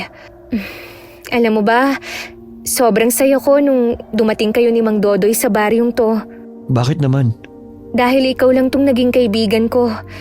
Tsaka magaan ang loob ko sa'yo. Buong akala ko sa lugar na ito tuluyang magbabago ang buhay namin ni tatay. Yung guminawa ba? Pero kabaliktaran ang nangyari. Dahil kapahamakan pa lang naghihintay sa amin dito. Dati mo na bang alam na aswang si Sir Anton? Eh yung ama niya na si Don Armando, aswang din ba? Matagal ko nang alam na aswang sila. Ngunit mabait si Don Armando. Mas agresibo pa nga si Sir Anton kaya madalas niyang napapagalitan. Ngunit dahil laging wala rito si Don Armando, si Lola ang namumuno sa aming pangkat. Pero alam mo ba, Ariel, kapag nag-uusap sila, hindi ako pwedeng makinig. Ewan ko kung anong pinag-uusapan nila. Hindi kaya may malalim pa na sikreto silang itinatago? Yan ang hindi ko alam. Nakakalungkot nga na kailangan pang mambiktima ng mga tao para gawing alay Sa tuwing may idadaos na 18 taong gulang ng bawat kasapi ng pangkat. At kayo ang napili nila ngayon. Sa dinami-daming tao, kami pa talaga ni tatay. Yun ang hindi ko maipaliwanag. Pero madalas kong naririnig na nagbabangayan sina Don Armando at Sir Anton. Maging si Lola sumasali. Dahil ayaw ng Don na pumatay ng tao. Ayaw niyang pumatay ng tao. Pero dito pa kami pinadala sa anak niya. Tapos gagawin lang na alay. Marami pa akong pangarap sa buhay. Para lang mamatay ng maaga. Maya-maya'y dumating si Mang Dodoy na may dalang saging. Agad nila itong niluto at pinagsaluhan. Nakakuha rin ang matanda ng tubig mula sa puno ng kawayan. Lahat ba ng mga naninirahan sa baryong to mga aswang? Oho, Mang Dodoy. Kaya lang, iba-iba na ang paniniwala, buhat ng magkawatak-watak ang pangkat. May mabubuti at masasama. Nakakalungkot isipin na ang nooy masayang samahan ay naging magkalaban dahil sa iba-ibang batas na gustong ipatupad. Maging ako'y nahihirapan na rin dahil ayokong magpakasal kay Sir Anton alinsunod sa kagustuhan ni Lola upang mapanatili ang katapatan ko sa aming angkan. Pwede ka namang hindi pumayag Wala na akong magagawa dahil pinagkasundo na kaming dalawa. Ang bata mo para sa kanya. Natatakot ako. Baka hawak ni Sir Anton si Lola at napag-alaman na nakatakas tayo. Baka may gawin silang masama kay Lola. Posible yung naisip mo. Pero kung totoo man yun, hindi tayo pwedeng bumalik dun. Baka kapag natagpuan nila tayo, hindi nila tayo buhayin pa. Pero paano si Lola? Ayokong mapahamak siya. Alam niyo naman na siya na lang ang meron ako. Huminahon ka muna, Sabrina. Maghanda na kayo dahil aalis na tayo ngayon din. Baka bigla pang dumating ang may-ari nitong kubo. Mas lalo lang magkakagulo. Matapos kumain ay agad na nilang nilisan ang kubong yun. Hindi maiwasan nakabahan sila sa muling paglusob ng mga aswang. Lalo na ang binata na may natamo pang sugat. Paniguradong hindi siya makakalaban ng maayos. Tama bang daan na tinatahak natin palabas ng gubat? Hindi ko rin alam. Tumingin-tingin na lang tayo sa paligid. Yun lang ang maaari nating gawin. Ay, para may mga taong sumusunod sa atin. Hindi kaya mga aswang sila? Huwag kayong magpapalatang alam nating nakasunod lang sila. Bilisan nyo na lang at maghanda sa gagawin nila. Palingon-lingon sila sa kanilang likuran. Kung gaano sila kabilis maglakad, ayun din ang ginagawa ng tatlong kalalakihang nakasunod sa kanila. Paglabas nila sa gubat, isang malawak na nyugan ulit ang bumulaga sa kanila. May mga taong naroon kaya't dumihis sila ng landas. Ilang sandali napansin nilang nawala ang tatlong lalaki, kaya nagtago sila sa mga halaman. Hindi sila mga aswang, mga mangangaso sila. Hindi ba nila alam na mapanganib ang lugar na ito? Ang katulad nilang napapagawi at naliligaw, ang ginagawang alay at binibiktima ng mga masasamang aswang. Napatingala silang tatlo nang lumapit ang tatlong mga ngaso sa kanila sa pag-aakalang mga mababangis na hayop ang nagkukubli sa mga halaman. Nang malaman ng mga ito na tao ay agad silang napaatras. Ilang sandali pa'y natanaw ni Ariel ang grupo ng mga tao na papalapit sa kanila. Sino kaya sila? Si Sir Anton, nandito sila. Ha? Tay, nandito nga si Sir Anton. Anong nang gagawin natin? Huminahon lang kayo. Susubukan ko siyang kausapin. Napasulyap ang dalaga sa tatlong mga ngaso.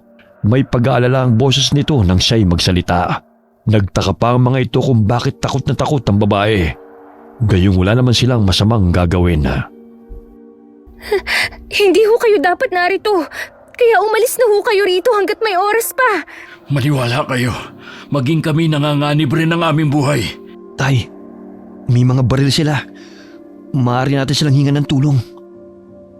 Naputol ang kanilang pag-uusap nang makalapit na si Anton sa kanilang kinaroroonan. Mababanag ang pag-aalala sa mukha nito nang tumingin ito sa kanila.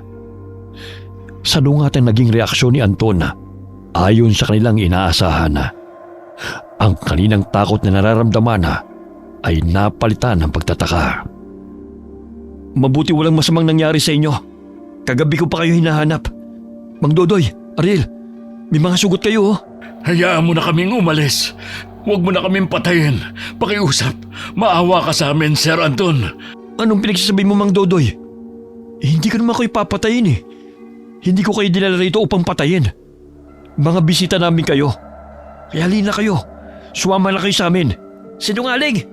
Gusto mo lang kaming patayin at gawing alay sa Diyos-Diyosan nyo. Nagkakamali ka, Ariel. Hindi kami masama. Sa katunayan, nakipaglaban kami sa masasamang aswang. Hindi ko inakalang susugurin nila ang aming pangkat kagabi.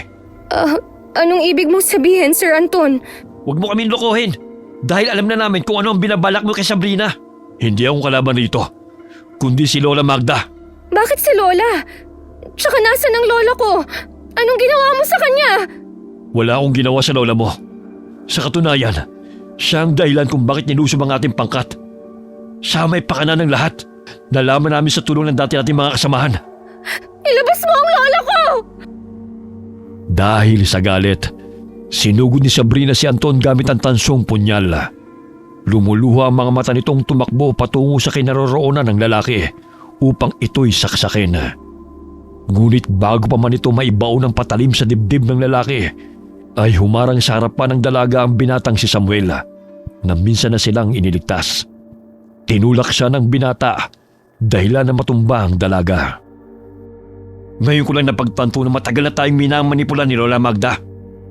Ang lahat ng mga kasamahan nating umalis noon ay dahil sa kanya.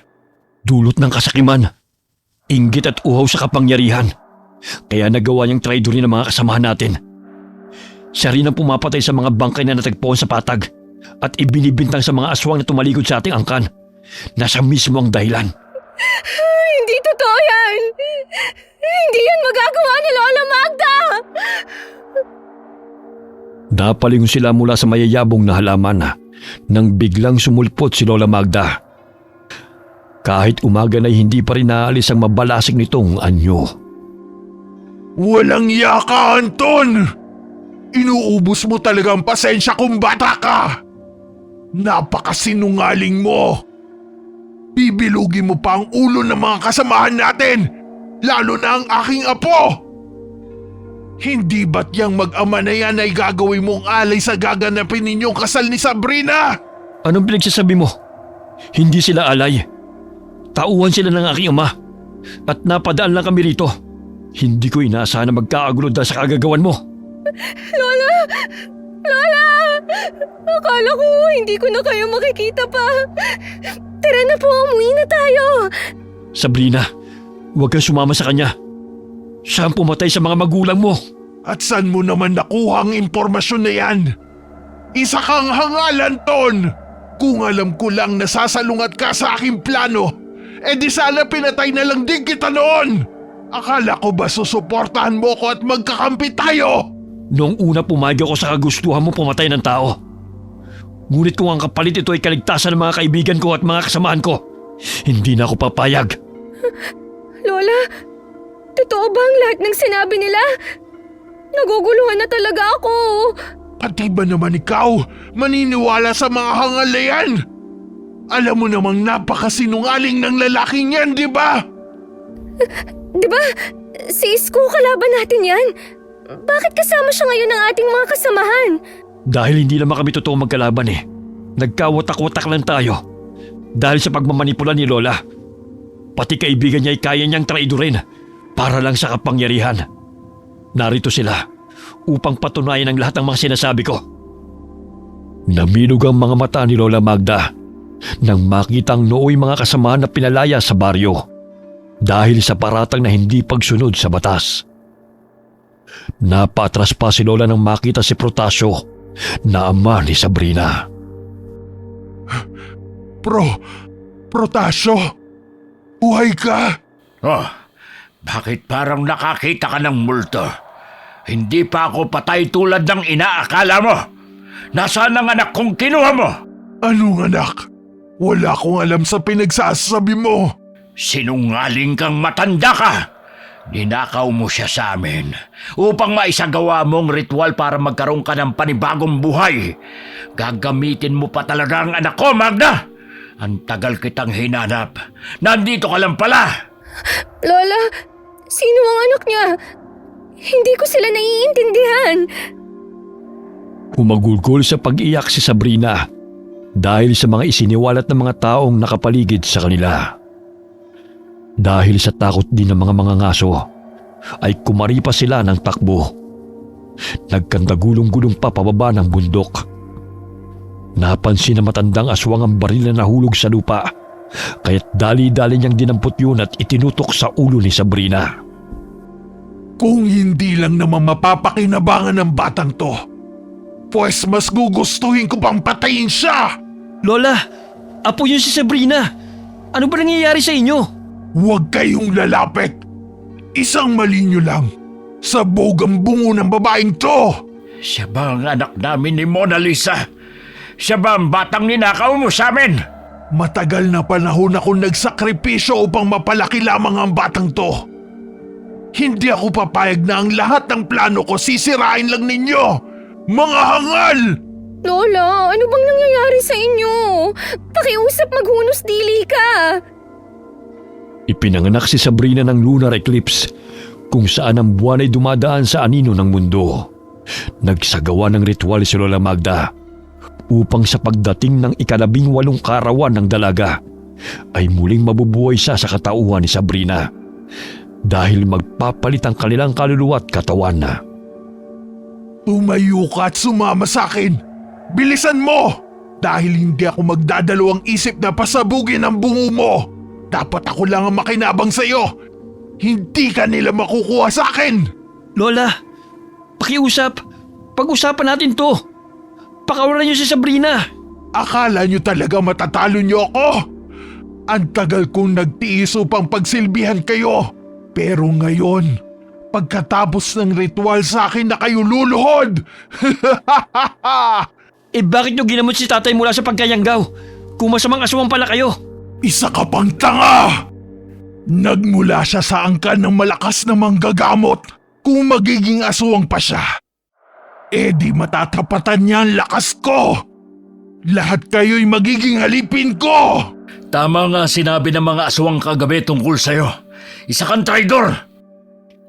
Sinabunutan niya si Sabrina at kinaladkad palayo sa mga taong naroon. Takot silang sumunod. Baka iputok ng matanda ang baril sa ulo ng dalaga. Inutusan ni Anton ang mga tao na huwag na munang galitin ang matanda. Nanlilisik ang mga mata nito habang palipat-lipat ang tingin sa kanila. Siya ba ang anak ko, Anton? Sa pagkakaalam ko, si Sabrina lamang ang batang inalagaan ni Lola Magda at maglalabing 8 taon pa lamang siya. Kaya nga pinagkasundo niya na sa akin magpakasal si Sabrina dahil kami mamamahala sa baryong ito. Nang tuluyang makalayo sa mga tao, mabilis na kinaladkad na matandang babae si Sabrina. Matulin itong tumakbo at siniguro na walang makakasunod sa kanila. Maliban na lamang sa mga aswang na masugid na tagasunod ni Lola Magda. Yun ang mga aswang na kumakain ng tao na gumagala sa gubat upang makapangbiktima. May mga kasapi siya na nakikihalubilo sa amin. Hindi ko sukat akalain na siya pala ang dahilan kung bakit kami nag-aaway-away. Minanipulan niya kami lahat. Yan talagang nagagawa ng hindi makontento kung anong meron ka. Kailangan natin may salba si Sabrina. Hindi pwede magtagumpay si Lola Magda sa kanyang plano. Natitiyak kong ito na ang katapusan ng aming angkan kapag nagawa niya ang kanyang kagustuhan. Sir Anton, tutulong po kami ni tatay. Magpahinga ka at magpagaling. May sugat ka Malakas si Aling Magda, kaya't kailangan natin magtulungan. Akala ko ba gusto niyo nang umuwi? Ngayon nagkaayos na ang 2 pangkat at alam na natin kung sino ang tunay na kalaban. Handa kaming tumulong ni Ariel, lalo na't hindi na iba si Sabrina sa amin. Nagpahinga si Ariel sa kubo na makabalik sila sa baryo. Ang nooy 2 pangkat na naglalaban-laban ay nagtipon-tipon sa pulong na pinangunahan ni Anton. Doon na sila isa-isang nagsalita ng lahat ng hinaingat sa loobin. Kaya't nalaman ng bawat isa kung ano ang kanilang mga nararamdaman. Nagkapatawaran sila dahil sa mga maling paratang na ipinataw sa kanila, kaya sila nagalit ng husto. Ngayon iisa lang ang ating layunin, na mahanap kung saan dinala ni Lola Magda si Sabrina. Nakakalungkot mang isipin na ang nooy taong pinagkakatiwalaan at tinuturing nating ina ay siya palang dahilan ng ating pag-aaway. Ngayon ay may malaking dagok sa ating angkan. Kinakailangan natin pigilan ng plano at ritual na gagawin ni Lola Magda dahil ikasasawi yun ni Sabrina. Tulungan niyo po akong hanapin ang aking anak. Huwag kayong mag-alala, Mang Protasio. Gagawin po namin ang aming makakaya na mahanap si Sabrina. Ngayon lang ako nagkaroon ng lakas at pagkakataon na tumuntong uli sa lugar na ito. Buhat ng patayin niya ang aking asawa at gawin niya ito sa akin. Lumpo at bulag ang isang mata ni Mang Protasio dahil sa kagagawa ni Lola Magda. Ayon sa matandang lalaki, sa pilitang kinuha ang kanilang anak habang sila'y mahimbing na natutulog. Nagulat sila nang malaman na si Lola Magda yun. Gusto silang patayin ng matanda at ninakaw ang kanilang anak sa hindi malamang dahilan. Nalumpo siya at nabulaga, ngunit ang kanyang asawa ay namatay. Ang binatang si Samuel ang kanyang hiningaan ng tulong nang napagawi ito sa kubong kanyang tinitirahan upang muling makita si Lola Magda. Hindi makapaniwala ang mga taong naroon sa isiniwalat ni Mang Protasio. Malakas ang kutob nito na si Sabrina ang batang babae na kinuha ng matanda. Samantala, dinala ni Lola Magda ang dalaga sa kuweba kung saan walang nakakaalam. Lola, pakiusap. Umuwi na tayo. Bakit ka ba nagkakaganyan? Hindi ka naman masama. Ang tagal kong nagsakripisyo para palakihin ka. Bukas kaarawan mo na. Panahon na rin upang suklian mo ang aking paghihirap. Anong ibig niyong sabihin, Lola? Matagal ko nang inaasam-asam na muling bumalik sa pagkabata. At ikaw ang naging kasagutan sa nais kong yon. Ang sanggol na ipinanganak sa mismong araw kung saan ang buwan ay dumaan sa anino ng mundo. Ang siya makakapagbigay sa akin ng lakas at muling manumbalik ang kabataan. Lola, apo niyo ako.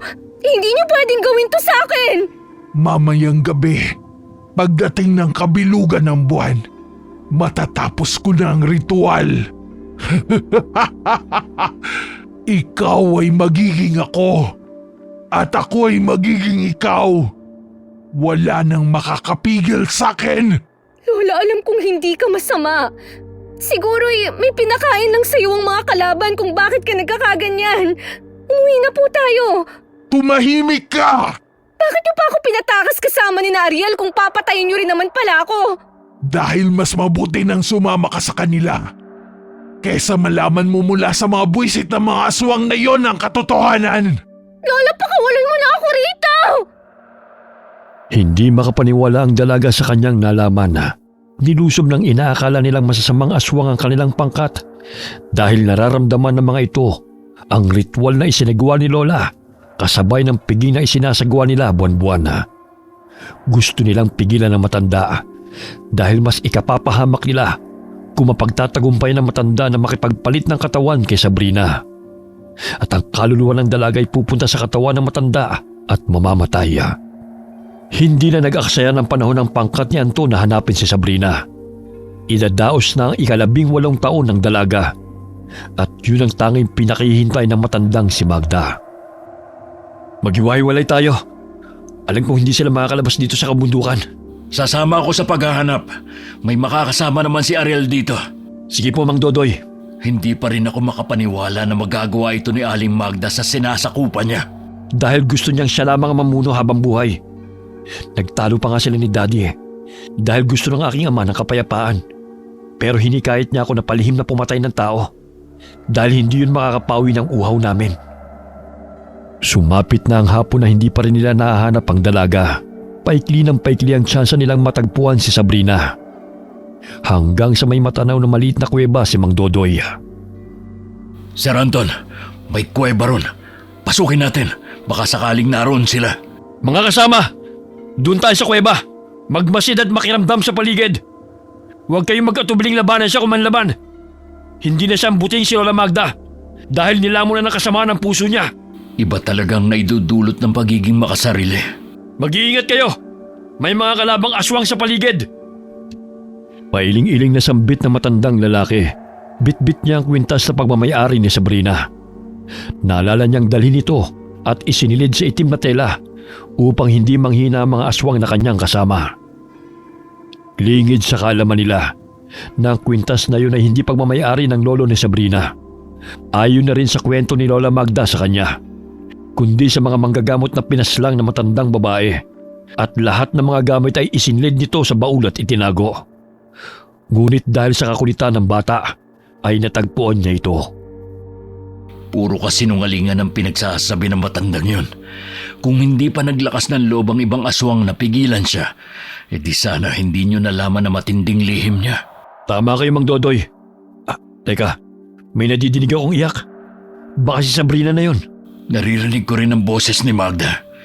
Mag-iingat kayo. Malakas pa naman yun kahit matanda na. Opo, Mang Dodoy. Nanlilisik ang mga mata ni Lola Magda nang sampalin niya si Sabrina. Naririndi siya dahil sa ingay ng babae habang umiiyak ito at nagmamakaawa. Lintik, tumahimik ka! Ayan tuloy may mga taong nakapasok! Ang tagal kong hinintay ang araw na to. Tapos sisirain niyo lang ang aking mga plano! Lola, pakiusap. Tigilan mo na to. Hindi po ako galit sa inyo. Bumalik na tayo sa bahay at mamuhay ng masaya katulad ng dati. Ilang beses ko bang sasabihin sa'yo na kailangan ko tong gawin? Para ako'y bumata at magkaroon ng lakas. Mabubuhay pa rin naman ang katawan mo. At maaalala ka naman nila. Kaluluwa mo at katawan ko lang ang mamamatay. Ngunit magkasama pa rin naman tayong mabubuhay. Pinag-isa lang tayo. Gagamitin mo lang ang katawan ko dahil sa pansariling interes! Wala kang karapatang sagot-sagutin ako ng ganyan. Wala kang utang na loob. Malakas na sinampal at sinabunutan ng matandang aswang si Sabrina dahil ayaw nitong pumayag sa kagustuhan ng matanda. Aling Magda! Hayaan mo na mabuhay ng malaya si Sabrina! Tigilan mo na to! Sino ang nagbigay ng pahintulot sa inyo na pumasok dito? Wala talaga kayong ginawa kundi ang pakialaman ako, no? Minahal mo naman si Sabrina, kaya pakawalan mo na siya! Isa ka pang hangal! Hindi ba't gusto mo siyang pakasalan? Kaya nga inalagaan ko siya para sa iyo, Anton. Ngunit bago kayong magpakasal, tatapusin ko muna ang ritual. Sumusobra ka na talaga! Ayoko magpakasal! Lalo na't sa loob ng katawan ni Sabrina ay mabubuhay ang matandang katulad mo! Halos maduwal pa si Anton nang sabihin niya yon dahil sa inis ay kinasa ng matandang aswang ang baril at pinaulanan ng bala sina Mang Dodoy at Anton. Nagsitakbuhan ang kanilang mga kasamahan sa loob ng kuweba nang makarinig ng sunod-sunod na mga putok. Ngunit hinarangan sila ng mga kasaping aswang ni Lola Magda at muling naglaban-laban. Pambihira, si Aling Magda pala may gusto sa'yo, Sir Anton. Buwisit na matandang yan. Magkaganon, hindi ko masisikmuran makipagsiping sa kanya. Kahit katawan pa yan ni Sabrina. Matagal ka na sigurong pinangarap ng matandang yan, kaya nagawa niya ang bagay na ito. Kaya dapat natin siyang talunin. Itinali niya si Sabrina. Ikaw na ang bahala na itaka siya. Kukunin ko ang atensyon ng matandang yan. Mga buwisit kayo! Sisirain niyo pa ang matagal kong inaasam-asam! Sisiguraduhin kong hindi niyo ako mapipigilan! Matanda ka na! Hindi ka na maaaring bumalik sa pagkabata! Bakit kailangan mo pang ibuwis ang buhay ng iyong apo? Isa ka pang tanga na magtutuba! Bakit ba kasi sa dinami-dami ng panahon na mapadpad kayo rito? Ngayon pa talaga! Lahat ng nangyayari sa ating buhay ay may rason. Kaya nga siguro nakarating kami rito para harangan ang masama mong balak. Ha! Papatayin ko kayo! Muling pinaulanan ng bala ng matandang aswang si Mang Dodoy. Ngunit dahil sa suot nitong medalyon ay maliksi siyang nakakailag. Nagngingit-ngit sa galit si Lola Magda nang muli niyang kinalabit ang gatilyo ng baril. Ngunit naubusan na ito ng bala, kaya itinapon niya yun. Nabaling ang kanyang pansin kay Sabrina na nooy kinakalaga ni Anton. Kaya't kumaripas ito ng takbo patungo sa dalawa at malakas na sinampal ang lalaki. Bitiwan mo si Sabrina! Hindi mo siya mailalayo sa akin! Kampun ka ng demonyo! Minsan na akong tumaliwa sa batas ng aking ama. Yun ay dahil sa pagmamanipula mo sa aming utak. Ngunit ngayon nalaman ko na kung gaano ka kasama. Hindi na ako papayag na ikaw ang mamuno sa amin kapag wala si ama. Kasing tigas ng ulo mo ang iyong amang si Armando.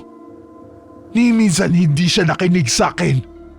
Kaya ako na mismo ang gumawa ng paraan upang magkawatak-watak ang kanyang sinasakupan. Nagtagumpay ako sa bagay na yon. Kaya nasisiguro kong magtatagumpay ako ngayon. Tama na, Lola! Hindi ikaw ang Lola Magda na nagpalaki sa akin. Hindi na ikaw ang Lola na may malasakit sa amin. Buong buhay ko, kasinungalingan lang pala ang lahat. Wala kang karapatan na magreklamo dahil ako ang bumuhay sa'yo. Gamit ang mahabang kuko, akmang ibabaw nito sa dibdib ni Antona. Ngunit laking gulat ng matandang aswang nang biglang hambalusin siya ni Mang Dodoy gamit ang pinatulis na kawayan. Kahit pagtulungan niyo ako, hindi niyo ako mapipigilan sa gagawin kong ritual! Nagsimula na itong magsalita ng mga kataga kasabay ng paglitaw ng bilog at maliwanag na buwan sa kadiliman. Umiihip ang malakas na hangin na siyang ikinagimbal ng lahat. Wari hinihigop ng matanda ang enerhiya ng dalaga, kaya nahihirapan itong makahinga. Ang medalyon na pag-aari ni Sabrina, kailangan kong ilapit kay Aling Magda para higupin itong enerhiya niya. Habang ikinukumpas na matandang aswang ang kamay, ay tumitilapon si Anton at Mang Dodoy. Maging ang ibang aswang na gusto siyang sugurin. Bagamat nagkaroon ng lakas ng loob si Mang Dodoy na sugurin ang matandang aswang, buong lakas nitong hinagis ang medalyon at tumama yon sa ulo ng matanda. Dahilan na mapahinto ito sa pagsambit ng orasyon. Sir Anton! Nina! Tumayo si Anton at itinarak ang itak sa likod ng matandang aswang. Sinundan yun ni Mang Dodoy. Oh, hindi maaari to! Parang hinihigop ang lakas ko! Ang kulat mong patayin! Pero sisiguruhin ko na matatapos na ang kasamaan mo! Wala kayong utang na loob! Lola! Hindi ko gustong mawala ka. Mahal na mahal kita, Lola. Huwag mo siyang kaawaan, Sabrina! Hindi na siyang Lola Magda na minahal mo! Dahil kasakiman at kasamaan ang nangiibabaw sa puso niya! Lola! Sir Anton, bakit nangyayari sa atin to? Pasinok-sinok ang matandang babae habang nangihina. Dahil sa medalyon na dumapo sa kanyang ulo, ay hinigop nito ang kanyang enerhiya at lakas. Dahilan na manghina siya. Hinihintay ka na ng tunay mong ama, si Mang Protasio. Alam kong mahirap paniwalaan at tanggapin ang mga pangyayari. Pero dapat lang napagbayaran ni Lola Magda ang lahat ng kasalanan niya. Hindi pagmamayari ng namayapa mong lolo ang medalyong ito, Sabrina, kundi sa mga manggagamot na pinaslang ni Aling Magda. Umagulgul ang dalaga dahil sa labis na paghihinagpis. Dilat ang mga matang binawian ng buhay si Lola Magda. Sumuko rin ang mga aswang na kumampi sa kanya dahil natalo sila ng mga kasapi ni Antona. Inilibing nila ang bangkay ni Lola Magda sa loob mismo ng kuweba. Tulala pa ang dalaga dahil hindi makapaniwala sa mga pangyayari. Kinargasan ni Mang Dodoy sa likod nito dahil may sugat si Anton sa ulo nang mabunggo sa malaking bato. Nakapagsalita lamang si Sabrina nang dalhin siya ni Mang Dodoy sa kubo kung saan naroon si Ariela. Umiiyak na niyakap nito ang binata. Mabuti at ligtas ka, Ariel. Labis ang pag-aalala ko sa'yo. Mabuti ligtas ka, Sabrina. Pinapalalangin ko ang kaligtasan mo.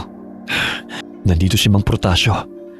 Sa palagay ko kailangan niyo mag-usap para naman makilala niyo ang isa't isa. Nabaling ang tingin ng dalaga sa matandang lalaki. Bulag at lumpo ito. Doon na napag-alaman ng dalaga kung ano nangyari kay Mang Protasio. Sa tulong ni Samuel na naging kaibigan ng Ginoo, ay nalaman nito na may apo si Lola Magda. Naging interesado siya sa kwento ng binata at nagkaroon ng pag-asa na buhay ang anak nila na kinuha na matandang babae. Naaalala kong may malapad na nunal sa likod ang aking anak. Meron po ako. Ipinakita ng dalaga ang nunal nito sa likod malapit sa balikat. Muli siyang niyakap ni Mang Protasio dahil sigurado ito na si Sabrina ang matagal nang hinahanap na anak. Naging emosyonal ang tagpo ng mag-ama. Hindi mapigilang umiyak ng Ginoo dahil kamukha ni Sabrina ang ina nitong namayapa. Ilang araw pang nanatili sina Ariel at Mang Dodoy sa baryong yun. Buhat nang mamatay si Lola Magda, ay muli nagsama ang mga aswang na nooy tumiwalag sa pangkat. Ganun na lamang ang pagkagulat ni Don Armando nang malaman ang nangyari. Marami-raming nasawi mula sa kanyang mga kasapi. Sa pamumuno ni Anton at Don Armando, naging payapa ang baryo. Walang patayan ang nagaganap at tanging hayop lamang ang kanilang kinakain. Nagkamabutihan sina Ariel at Sabrina. Samantalang si Anton naman ay tinanggap na hindi niya kayang pilitin ang dalaga na magpakasal sa kanya. Bukod sa malayo ang agwat ng kanilang edad, ay hindi siya gusto ng dalaga. Sumama si Sabrina kina Ariel at Mang Dodoy na umuwi sa baryo kung saan sila noon nakatira at namuhay ng normal. Si Mang Protasio naman ay minabuting doon na lamang manirahan kasama sina Samuel sa kabundukan. Lumipas sa mga araw. Muling nanumbalik ang saya sa baryo ng mga aswang. Walang gulo at pantay-pantay ang karapatan ng lahat. Ang mga masasamang aswang naman na sumapi kay Lola ay nagsilika sa kabundukan at doon na nagtago sa takot na mapatay ng pangkat ni Anton. Okay. Sana po nagustuhan niyo ang kwento ng mag-amang sina Mang Dodoy at Ariel at ni Sabrina. Okay, shoutout po tayo ngayon. Hi po kay Sweet Corn. Shoutout sa Coral family from Buhi, Camarines Sur at South Korea. Hi kay Lance MBB from Malaysia. Hi kay Lisa Marinas from Cyprus. Shoutout sa Sioting family from Iloilo. Hi kay Jenny Mindo from Pagbilao, Quezon. Shoutout po kina Brenda and Michael Grencio at sa mga kapatid niyang sina Pamela and Bernie Polilio.